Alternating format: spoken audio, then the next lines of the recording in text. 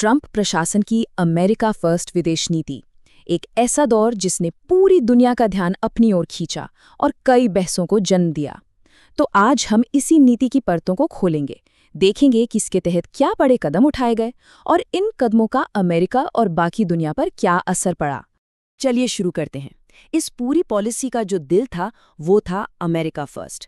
पर यह सिर्फ एक चुनावी नारा नहीं था, बल्कि ये एक तरह का कंपस था जिसने ग्लोबल स्टेज पर प्रशासन के लगभग हर फैसले को दिशा दी। तो असल में इसका मतलब क्या था? इसका मतलब था कि अब पुराने तौर तरीकों से नहीं चला जाएगा। हर फैसला, चाहे वो दोस्तों के साथ हो या दुश्मनों के साथ, सिर्फ एक चीज देखकर लिया जाएगा, अमेरिका का फायदा। मतलब एक तरफा एक्शन, कड़े व्यापारिक नियम और हर रिश्ते को एक डील की तरह देखने का नजरिया। और इस सोच का सबसे बड़ा और शायद सबसे नाटकीय असर जहां दिखा वो था ग्लोबल ट्रेड। तो चलिए सबसे पहले इसी को देखते हैं कि कैसे अमेरिका के व्यापारिक रिश्तों की पूरी तस्वीर ही बदल दी गई। मकसद बिल्कुल साफ था, एकदम सीधा। अमेरिका का जो ट्रेड डेफिसिट है, यानी व्यापार घाटा, उसे कम करना। आसान भाषा में कहें तो अमेरिका जितना सामान दुनिया से खरीदता है उससे ज्यादा बेचे। अब इस मकसद को पाने के लिए कई बड़े और कह सकते हैं आक्रामक कदम उठाए गए। जैसे चीन से आने वाले सामान पर जबरदस्त टैरिफ लगा दिए गए, स्टील और एल्यूमिनियम के इंपोर्ट पर भी टैक्स, और तो और जो पुराना नैफ्टा एग्रीमेंट था उसे बदलकर एक नया एग्रीमेंट USMCA लाया गया। और ट्रांस पैसिफिक पार्टनरशिप यानी TPP, उससे तो अमेरिका सीधा बाहर ही हो गया। तो सवाल ये उठता है कि इतने सब बड़े और आक्रामक कदमों के बाद नतीजा क्या निकला? क्या वो व्यापार घाटा सच में कम हुआ? अब यहाँ आंकड़े एक बहुत ही दिलचस्प कहानी बताते हैं। देखिए, 2017 में व्यापार घाटा था करीब $552 बिलियन, और इन सारी नीतियों के बाद 2019 में ये घटकर नहीं बल्कि बढ़कर $577 बिलियन हो गया। मतलब जो लक्ष्य था हुआ कि उसका उल्टा। तो इसका असर क्या हुआ? सबसे पहली बात, अमेरिका में ही चीजें महंगी हो गईं, आम लोगों के लिए भी और कंपनियों के लिए भी। और नौकरियां का क्या?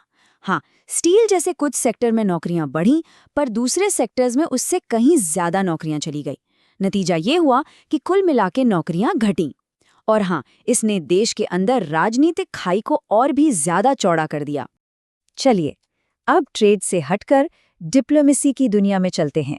देखते हैं कि सहयोगियों और प्रतिद्वंदियों के साथ ये डील वाला रवैया कैसा रहा। नेटो का मामला तो बड़ा ही दिलचस्प है।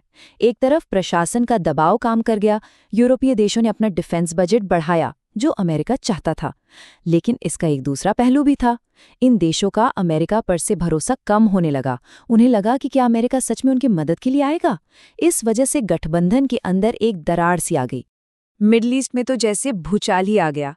एक के बाद एक बड़े फैसले हुए। पहले दशकों पुरानी अमेरिकी पॉलिसी को पलटते हुए यरूशलेम को इजराइल की राजधानी मान लिया गया। फिर ईरान के साथ जो न्यूक्लियर डील हुई थी, अमेरिका उससे बाहर आ गया। और फिर एक बहुत बड़ा ऐतिहासिक कदम उठाया गया, अब्राहम अकॉर्ड्स, जिससे इजराइल और कई अरब देशों के बीच रिश्ते सामान्य हुए। चीन के साथ तो रिश्ते एक नए दौर में ही चले गए। उसे एक रणनीतिक प्रतिस्पर्धी की तरह देखा जाने लगा। एक बड़ा ट्रेड वॉर शुरू हुआ। चीनी कंपनियों जैसे हुआवे पर बैन लगा और एशिया में अमेरिका ने अपनी मिलिट्री मौजूदगी भी बढ़ा दी। कुल मिलाकर दोनों देशों के बीच तनाव बहुत ज्यादा बढ़ गया। इस पॉलिसी का एक और बड़ा पहलू था दुनिया के बड़े बड़े मंचों और समझौतों से पीछे हटना। चलिए अब इस पर एक नजर डालते हैं। ये आंकड़े काफी कुछ कहते हैं। देखिए, 2016 में अमेरिका 85,000 शरणार्थियों को लेने वाला था। 4 साल बाद 2020 तक ये संख्या घटकर सिर्फ 18,000 रह गई। मतलब 80% से भी ज्यादा की गिरावट। और ये सिर्फ एक उदाहरण था। इसके बाद तो जैसे पीछे हटने की एक लहर ही आ गई। वर्ल्ड ट्रेड ऑर्गेनाइजेशन यानी WTO, जो देशों के बीच व्यापारिक झगड़े सुलझाता है, अमेरिका ने वहां जजों की नियुक्ति ही रोक दी। नतीजा, उसकी सबसे जरूरी बॉडी ही ठप पड़ गई, काम करना बंद कर दिया। फिर आया Paris climate accord, climate change पर दुनिया का सबसे बड़ा समझौता। अमेरिका इससे भी बाहर हो गया। इस एक कदम ने उसे दुनिया में लगभग अकेला खड़ा कर दिया। यही नहीं, यूनाइटेड नेशंस की कई एजेंसियों से भी दूरी बना ली गई। और तो और, जब पूरी दुनिया कोरोना महामारी से जूझ रही थी, तब वर्ल्ड हेल्थ ऑर्गेनाइजेशन यानी WHO की फंडिंग भी रोक दी गई। तो एक्सपर्ट्स का मानना है कि इन सब कदमों का नतीजा ये हुआ कि दुनिया में अमेरिका का प्रभाव कम हुआ और उस खाली जगह को भरने के लिए चीन जैसे उसके प्रतिद्वंदियों को एक खुला मैदान मिल गया। तो आखिर में इस पूरी अमेरिका फर्स्ट विदेश नीति की विरासत क्या है? इसने पीछे क्या छोड़ा? देखिए, इसकी विरासत काफी मिलीजुली है। एक तरफ ये सच है कि नाटो सहयोगियों ने अपना रक्षा खर्च बढ़ाया और मिडल ईस्ट में नए समझौते भी हुए, लेकिन दूसरी तरफ अमेरिका का व्यापार घाटा जस का तस बना रहा। दुनिया में एक भरोसेमंद पार्टनर के तौर पर उसकी छवि को धक्का लगा और देश के अंदर भी राजनीतिक कड़वाहट और बढ़ गई। तो ये हमें एक बहुत बड़े सवाल पर लाकर खड़ा कर देता है। क्या ये सिर्फ एक दौर था जो खत्म हो गया, या फिर इसने अमेरिका की विदेश नीति को हमेशा के लिए बदल दिया है? ये जो हर चीज को एक डील की तरह देखने का नजरिया है, ये कितना स्थायी है? ये एक ऐसा सवाल है जिसके बारे में सोचने की जरूरत है।